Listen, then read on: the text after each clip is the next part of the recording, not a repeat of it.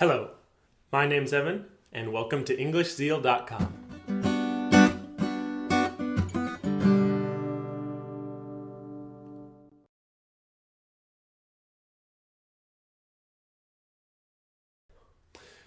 Alright, welcome back to English Zeal. We're going to go over the words and the culture from the story Bar Fight. Now, in this story, there's a lot of words that you may not, a lot of verbs that you may not understand. And it's because we're talking about someone who's drunk, or someone who is influenced with alcohol. Someone who's drank a lot of alcohol and now they're having trouble with their balance. You know, when someone can't balance. So a lot of the verbs used in the story there's a simple version of the verb, but the version we use or the version that was used in the story is the version that means doing it without balance. And so there are, 26 different phrases I'd like to cover. Some of them are pretty short, but there was a lot of content in this story. So let's go ahead and get started. We're going to go from number 1 to 26. And you can find them listed below the video as well. Okay, so number 1. Let's say, we were just sitting there hanging out. The beginning of the story. We were at the bar. We were just sitting there hanging out. Now, we use hanging out a lot in English, and it just means not doing anything, just being around to talk. When you say they were hanging out, it just means they weren't doing any activities, they weren't, running, they weren't riding their bicycles, they were just hanging out. They were just around each other to talk and be with each other. We say hanging out. The friends were hanging out, or the boys were hanging out. Anyone was hanging out. All right, and number 2, when I said we were just hanging out, bitching about the girlfriends. Use the verb bitching. We were bitching about the girlfriends. The verb bitching is the same as the word complaining.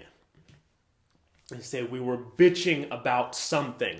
It's the same as saying we were complaining about something. There's something, I had a hard day at work and I came home and I bitched about it. Or I was bitching about it. It's the exact same thing as complaining or telling someone else about your problems with something. You were just bitching about the girlfriends or bitching about our girlfriends. Now, the root of the word bitching is the word bitch, which is an offensive word in the English language. Almost everyone will get offended when you say the word bitch. And the word bitching is very similar. When you say we were bitching about the girlfriends, it kind of is insulting to women. It means, we say bitching about something. That means being like a woman. And, it's a stereotype that women complain a lot about things. And so it's a pretty offensive thing to say when you say, and again, in casual speech, you will hear it used, even if there are women around, but it is considered pretty offensive as the word bitch to women. So when you say bitching about the girlfriends, probably best not to say most of the times. But yeah, it just means complaining. All right, number 3. We say this little guy just came stumbling through the door. Now, you say he came stumbling. Now, let's take stumbling means walking, but without balance or coordination. You say someone came walking through the door. It's just saying walking. They came walking through the door, just normal. Say they came stumbling through the door. That means uneven, without balance, without pattern or rhythm. Say they came stumbling through the door. It's, saying without balance. The man was drunk. He wasn't able to balance himself. And so he came stumbling through the door. Not with balance. All right. Number 4. I said, I could tell this wasn't his first stop for the night. I say, I could tell this wasn't his first stop for the night. What we're saying by that is because he came stumbling through the door, because when he got there, he already seemed like he was drunk. He was coming to a bar and he was already drunk. So we say it wasn't his first stop for the night. In other words, he was already drunk when he got there. He had probably been to another bar right before this one. I could tell it wasn't his first stop for the night. All right, number 5. Say, he makes his way over to the bar and throws himself down. Say, throws himself down. When we say throw something down, we mean put it down in a violent way, in an aggressive way. Say, I have this thing and I threw it down. It means I threw it at the ground with speed, or I threw it on the ground with anger. You just threw it down. To throw is to have something and throw it hard. So when we say he throws himself down, that's saying he just dropped. He didn't sit easily. He threw himself down. It means with speed or aggression. In other words, he's drunk. He can't control himself very good. He can't just sit down. He throws himself down because he doesn't have balance, because he's drunk. All right, number 6. Say, he orders 4 shots of straight whiskey. We say 4 shots. When we say the word shots, shots means a lot of things. But when we're saying 4 shots of whiskey, a shot is, in America, a shot is typically a 1-ounce cup. A very small cup, usually about that tall, about that wide, that's used to drink hard liquor really fast. So you have alcohol that's really strong and it tastes really bad. So you order a shot of it, this tiny cup, this really small cup that you put the liquor in, and then you don't just drink it like it was water. You open your mouth and almost drop the liquid down your throat because it tastes really bad. Those little cups, we call them shots, and the action of doing that is called taking a shot. When you're talking about alcohol and you said, he took a shot, or he took 4 shots, that means, it's different from just drinking. If we say he drank a cup, he drank one of the shots, that means, he drank it like normal. He let it hit his tongue and swallowed it like normal. But when we talk about taking shots, he took a shot. It's not just talking about the cup, it's talking about the way he drank it. Because the strong liquor tastes really bad. And so you don't want to drink it like water. You want to get it into your stomach as fast as you can. So you just turn your head back and drop the liquid down your throat. And hope it doesn't hit anything on the way back. So we say taking a shot in English. And the cup is also called a shot. You order a shot. You go to the bar and say, I want a shot of whiskey, or I want a shot of rum. and that just means 1 ounce, a small cup worth of it. And the verb is taking a shot, which means drinking it really fast. And so we say, he orders 4 shots of straight whiskey. When we're talking about alcohol and we say it's straight, that means it's not mixed with anything. It's straight whiskey or straight rum. That means they didn't put juice in it or water or anything else. It was just the alcohol. So he ordered 4 shots of straight whiskey. All right. So number 7. Say, I don't know why the bartender didn't just turn him away. Turn him away. When we talk about turning someone away, that means denying them something. Someone comes to you and asks you for something that they want, and you say no, they can't have it. You say you turned them away.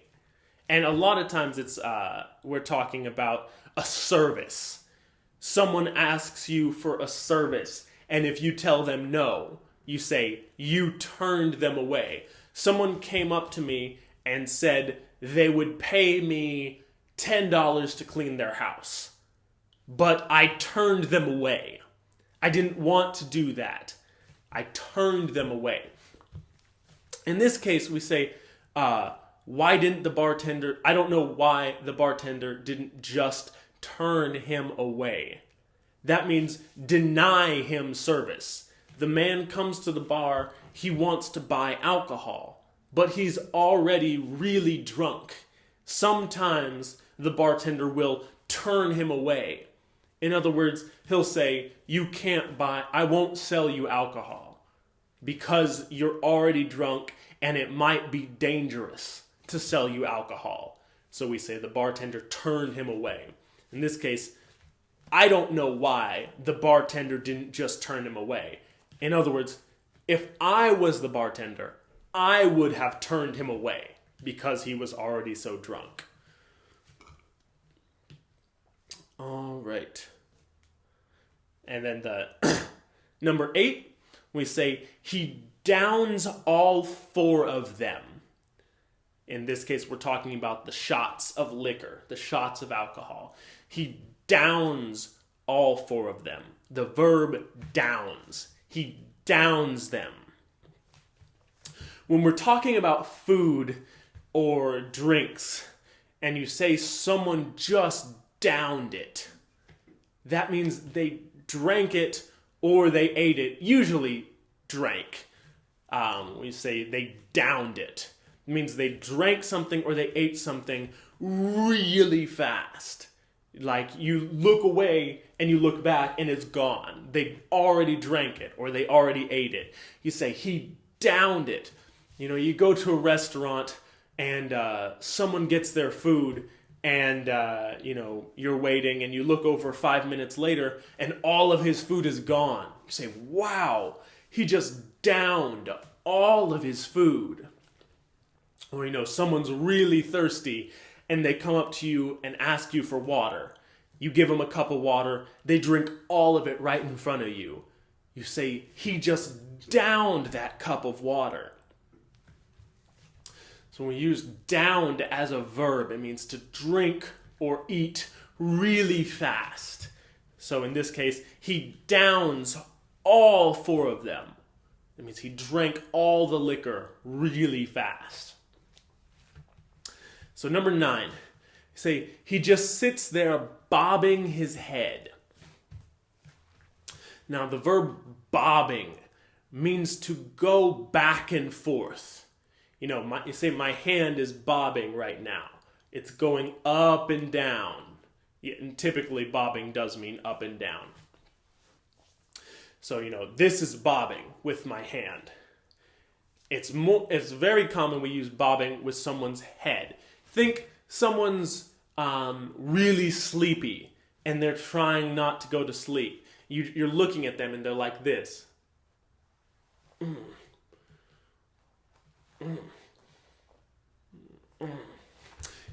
You say they're bobbing their head. They can't keep their head up straight because they're tired. So it's just bobbing up and down. They keep catching it. It can also happen if someone is really, really drunk. They're bobbing their head up and down because they're going back and forth between being asleep and awake. They're bobbing their head like that. Yep. So number 10, we say he picks up his head and just starts scanning the room. Now we say he scanned the room. That just means he looked around the room. I walked in the room and scanned it. But it has kind of a machine-like connotation. When you say he scanned the room, it sounds like he was looking for something was very machine-like. Someone walks into a room and just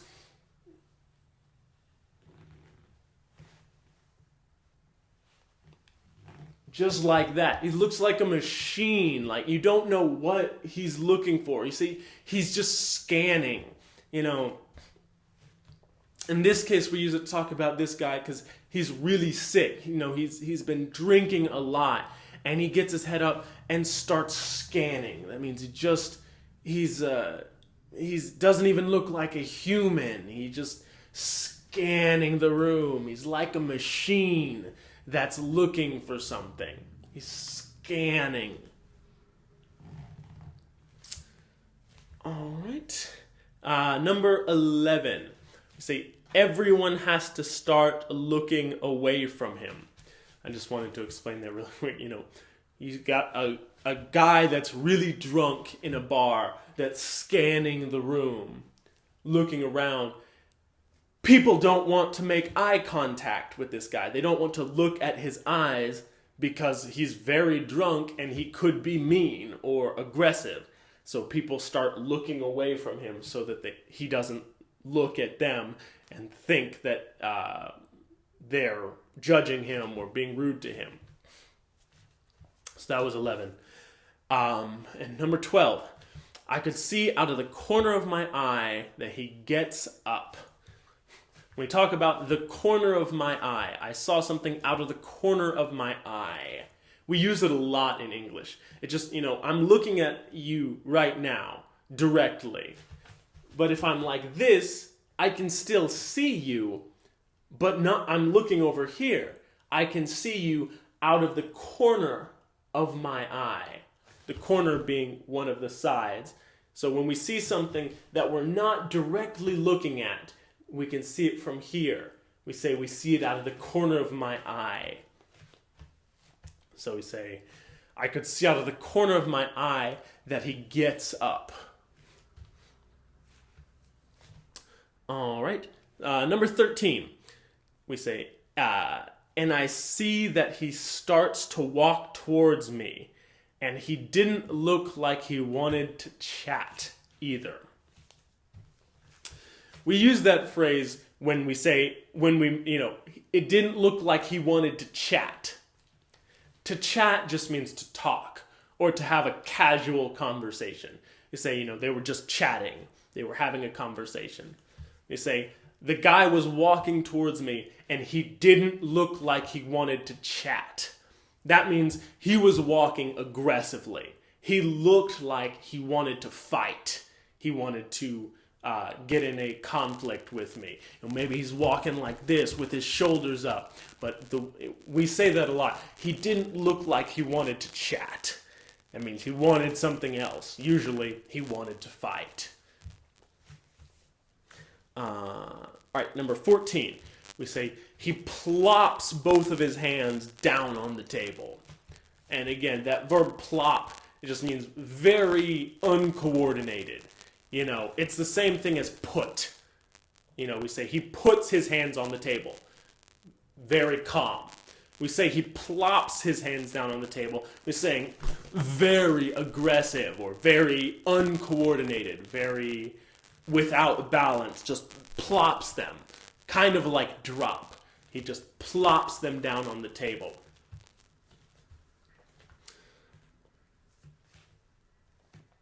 Number 15, we say, he looks me dead in the eye, and he's just like, you got something you want to say to me? When we say, he looks me dead in the eye, when we use dead in that case, and usually we use it when we're talking about vision. I mean, he looks dead at him. It means directly or exactly. We say, he looks me dead in the eye. It's saying he looked me directly in the eye. He wasn't,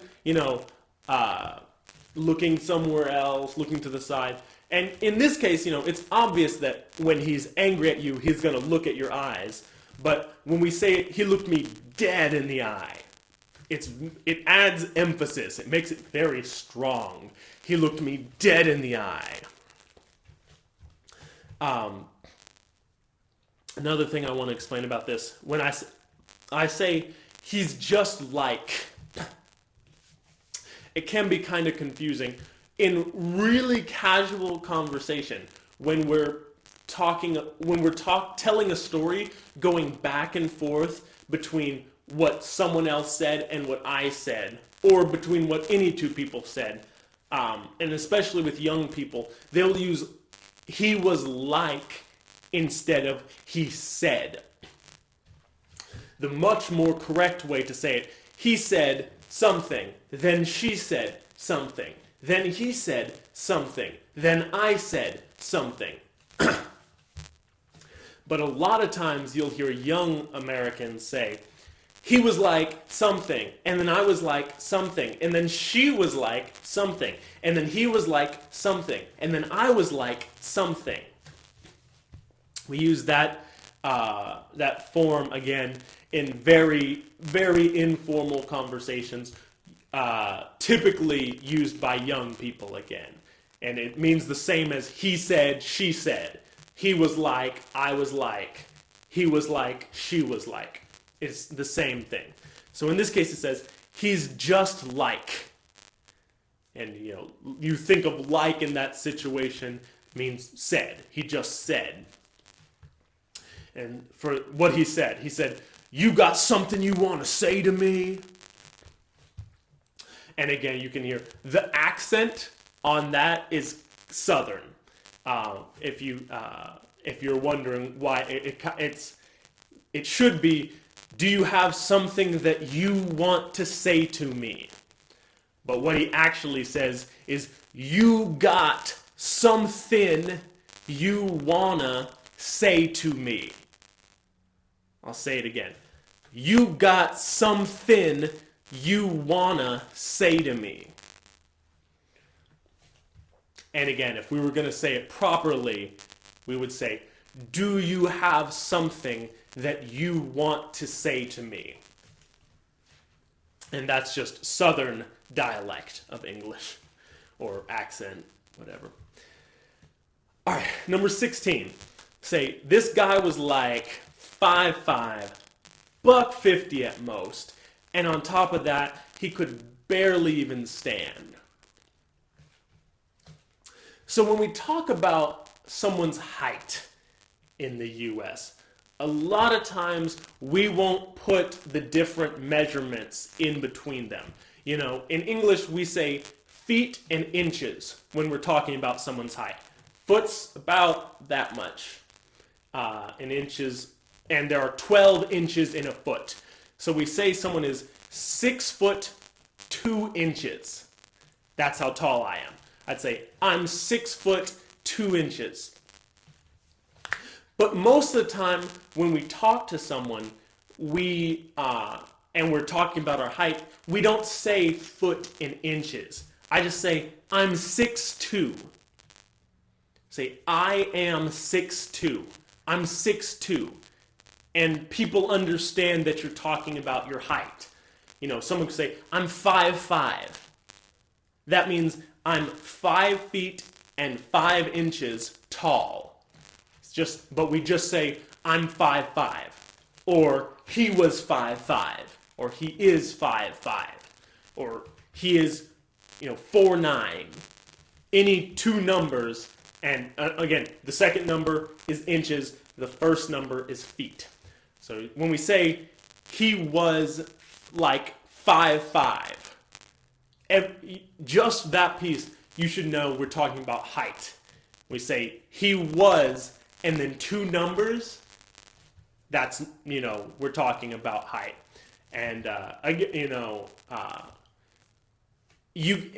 it can be kind of confusing because, we don't often say height, but the way you know it's height is what numbers you're dealing with. If I say he's 21, 22, I'm talking about age.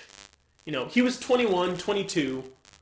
I said two numbers without anything between them, but that I'm not talking about height for two reasons. First, the first number I said was 21, and 21 feet is a lot.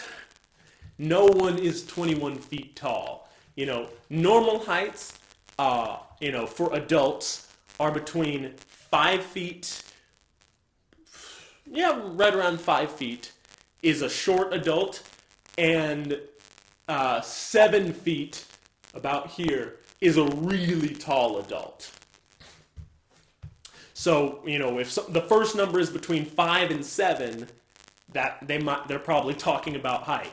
And also, the second number has to be between 0 and 11. Or actually 1 and 11. The second number, when you're talking about someone's height, needs to be between 1 and 11. Because if it's 12, then 12 inches is a foot. So you just add another foot. Instead of saying 5 foot 12 inches, we just say he's 6 foot. And so you can kind of tell by that. When I said he's 21, 22, I'm talking about his age, because 21 is too big to be his height, and 22 is more than 12. So it doesn't make sense that I'm talking about his height. We say he was 5'5", then I'm talking about his height. It's a little confusing, but you kind of have to try and interpret numbers when they're said like this, because we have a lot of things that we just say like that, and you kind of have to pay attention to what the numbers are. Can be kind of hard if you don't know what feet are, since we use feet in the United States. But we say he was like 5'5". And also, if they're exactly 5 foot or exactly 6 foot tall, we instead of saying two numbers, we have to say the measurement. We say he was 5 foot, or he was 6 foot, or he was 7 foot. That means exactly, 0 inches. You say he's 5 foot. That means he's 5 feet, 0 inches tall. Okay, so we say this guy was like 5'5", $150 at most. Now this is kind of difficult slang. It's not very widely used, but you might hear it in movies sometimes. We say someone is $150. The word buck we use to talk about money in the United States. A buck is a slang for $1. $1 is $1. So when we say, how much does that cost? I can say it costs $1.50, or it's $1.50. That means it's $1.50. It means $1.50. How much does that cost? $1.50. $1.50. Sometimes people will use this to talk about someone's weight. When you say, he looks like $1.50, or he looks like $1.80, or $1.90, you're talking about pounds. Say, he's $1.50, that means he's 150 pounds. It's kind of confusing, and it's also not that common, but you might come across it from time to time. Just say he's a $1.50. That means he's a $1.10, a $1.20, $1.30, all the way up to a $1.90. We don't really use it at all for 200. If he weighs 200 pounds, we just say he's 200 pounds. We don't say he's $2. It doesn't really make sense. I don't know why. But yeah, we say he was like 5'5", $1.50 at most. That means he's 5'5", about here. It's kind of short. $1.50, it's 150 pounds. That's not very heavy. And on top of that, he can barely even stand. That's saying he looked like a weak guy. He looked like a guy that I was stronger than. I could have beat him. All right, so that was number 16, kind of long. Number 17, we say, and Ethan is giving me that you can take him look. Now, when you say to someone else, you can take him, that means you can win in a competition with him, whatever the competition may be. Most of the times when we say you can take him, we're talking about fighting, physical fighting with your fists. And say, oh, come on, that guy's really tiny. You can take him. You can take him. That means you could beat him in a fight. If you two got in a fight, you would win. You can take him. On the opposite hand, we say, you can't take him. In other words, he could beat you. He's bigger than you. You can't take him. He's bigger than you. And so we say, Ethan was giving me that you can take him look. In other words, if your friend, this guy comes down to your table and starts trying to start a fight, your friend looks over to the table like, come on. Like encouraging you. Like your friend wants to see the fight. Just come on. That's my version of a you can take him look. But yeah, I was just saying, Ethan's giving me that you can take him look. That means Ethan's looking at me in a way that says he wants me to fight this guy. All right, so number 18. I said, I didn't feel like starting something. I didn't feel like starting something. It's a very vague sentence if you don't know the context. I didn't feel like starting something. But we use it a lot when we're talking about fights or confrontate, not just physical, but arguments too. You say, I thought I was right in the situation, but I didn't feel like starting something. That means I didn't want to make a big deal. I didn't want to make the argument bigger than it already was. I didn't feel like starting something. But, we also say it in a physical fight. This guy was very aggressive. He seemed like he wanted to fight. But I didn't feel like starting something. I didn't feel like encouraging the fight. So I was calm. All right. And number 19. Say, but this guy wouldn't let up. Or this guy won't let up. When we talk about letting up, it means he kept pressure on it. He wouldn't leave. Again, I covered this in an earlier video, but when we talk about letting up, sometimes we'll talk about it in traffic. We use it a lot in traffic. The traffic wouldn't let up. In other words, it was constant. The pressure in the traffic was constant. It wouldn't go away. And in this case, the person won't let up. That means he keeps going, or he keeps insisting on something. He won't let up. He won't take off the pressure. He won't remove the pressure. All right. So for number 20, I say I just push the guy a little bit and just like back off, man. So again, here we see just like. That's again what we were talking about before. He was like, she was like, I was like, he was like. So say I just push the guy a bit and just like back off, man. We say back off. It's a very threatening statement. When we tell someone back off, that's saying you need to get away from me or something's going to happen. It's a threat. Someone comes up to you and starts yelling at you. You get up close to them and say, back off, man. That means you need to get away from me. I'm getting angry.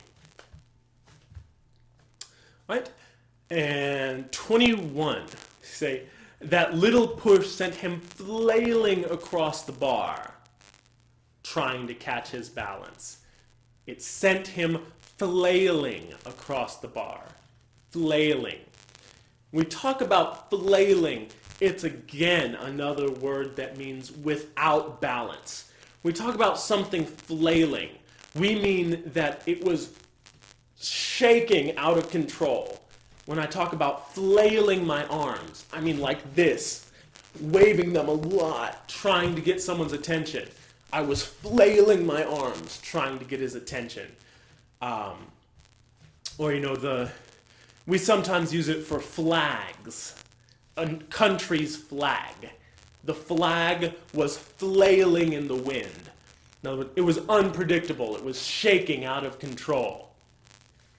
In this case, we say that push sent him flailing across the bar. That means he didn't just walk across the bar. It wasn't organized. He was flailing. That means he was out of control, trying to catch his balance or trying to stop flailing. When we talk about catching your balance, we say you lose your balance and you catch it. When you lose it, you're having trouble. You can't stand up. When you catch it, that means you get yourself back to where you can stand. So he was flailing across the bar, trying to catch his balance, trying to get it back. All right, number 22. And once he finally did, he just lunges, fist first, in my direction. Now, when we talk about a lunge, the verb lunge, it means to push off in one direction. Where we say he lunged towards him. It's saying he just, almost like a dive. He used his legs and just pushed himself in a direction. Say, he lunged towards him, or he lunged in that direction. It means, it's a very strong to almost throw yourself in that direction. So, he lunged fist first. That means like this. Lunged fist first in my direction. And the reason he used lunged here is because he wasn't just, he wasn't balanced. He didn't have balance. He wasn't calm and ready to just punch and fight. He just lunged. He was just out of control. So he lunged fist first in my direction. Right? And number 23, we say, but he wasn't even close to me. So he just spins around and lands face first on the ground. And again, back to the lunging. He lunged at me, but he wasn't close, so he spins. Exactly. The lunge wasn't even good. He just lunges and spins. The lunge was not with balance. He lunges and spins around and lands face first. That means, his head hit the ground. He landed face first on the ground. Means it was really not coordinated. All right, and 24. Almost there. Say, and then the bouncers just come in a minute later and pick him up. We talk about bouncers. A bouncer is someone who who's in charge of a club. They do security for a club. Usually there's a bouncer at the door of a bar or a club that, people come up to the bouncer, they say, here's my identification, can I come into the bar? And the bouncer looks at them and says, yes, you can come in. And if anyone gets violent or angry or anything, it's the bouncer's job to come in and stop the conflict. Or stop. If there's a fight, it's usually the bouncer's job to stop the fight. So we say, the bouncers just come in a minute later and pick him up. Means the bouncers came in, saw that he was on the ground, and picked him up. All right, and 25. You say, the bouncers came in and picked him up, 25, and threw him out on the sidewalk with the rest of the deadbeats. Just threw him outside onto the sidewalk, beside the street, with the rest of the deadbeats. The term deadbeat is a very, very, very negative term. When you say someone's a deadbeat, you just mean they're a piece of trash. He's a deadbeat. He has no worth. He's just pathetic and sad and worthless. When you call someone a deadbeat, we use it. It's a very, very mean term to say to someone. And a lot of times we use it for bad parents, especially bad fathers. You hear people talk about, he's a deadbeat dad. He is a deadbeat dad. That means he's the worst dad I can ever imagine. He never visits his kid. He never cares about him. He never gives him money. He doesn't do anything. He's a deadbeat dad. Means he's worthless. He's a horrible person. That's the most common use for deadbeat. But when you just say he's a deadbeat, he's just a deadbeat. That means, he's just worthless. He's, pointless. He's a horrible person. And so when we say he threw him out on the sidewalk with the rest of the deadbeats, I'm saying this guy who tried to fight me, he was a deadbeat. He was a piece of trash. No one, he's worthless. He just gets drunk, comes to a bar, and tries to fight. He's a deadbeat, worthless. So it's very, very offensive to say to someone. All right, last one, 26. We say, oh man, but it was a trip.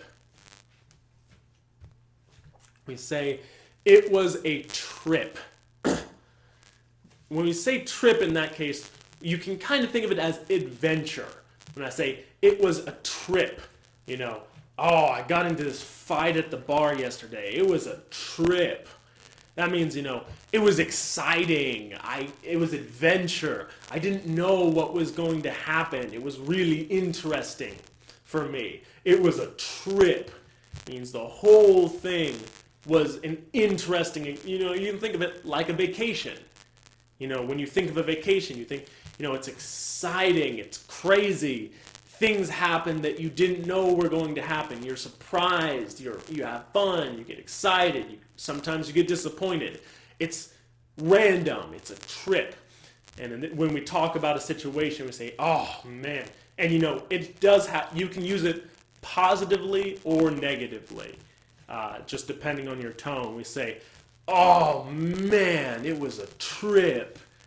When we're talking about the bar fight, it's positive. It's saying, it was so interesting. I'm glad it happened. I have this interesting experience and this cool story to start telling to people.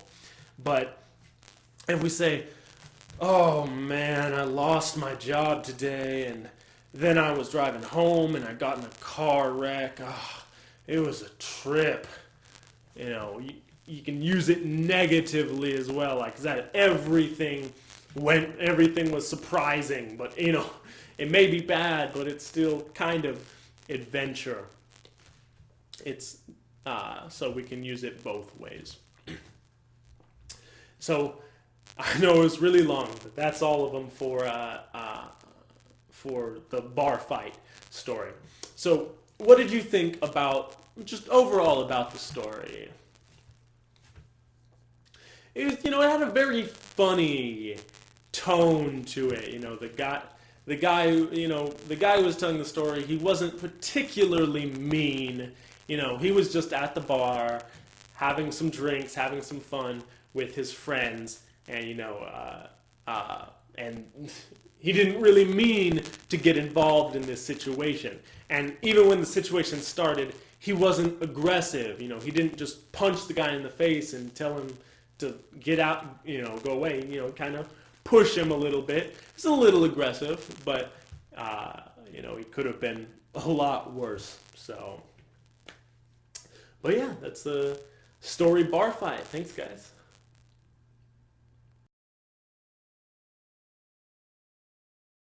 Thanks again for joining us here at EnglishZeal.com. If you want more information, you can follow us on Facebook at facebook.com/EnglishZeal, or you can follow us on Twitter at twitter.com/EnglishZeal. Or if you have any questions, comments, suggestions, or requests, you can send us an email at info@EnglishZeal.com.